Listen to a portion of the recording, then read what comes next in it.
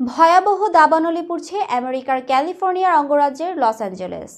এরই মধ্যে হতাহতের পাশাপাশি পুড়ে ছাই হয়ে গেছে হাজার হাজার একর জমি আর ঘরবাড়ি।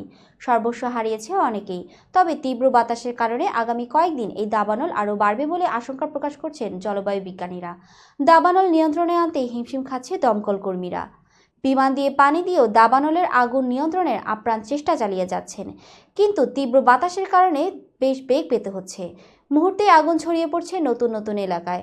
লস অ্যাঞ্জেলেস সহ দক্ষিণ ক্যালিফোর্নিয়ার যেসব এলাকায় দাবানল পুড়ছে সেখানে আবারও তীব্র বাতাস বয়ে যেতে পারে বলে পূর্বাভাস রয়েছে।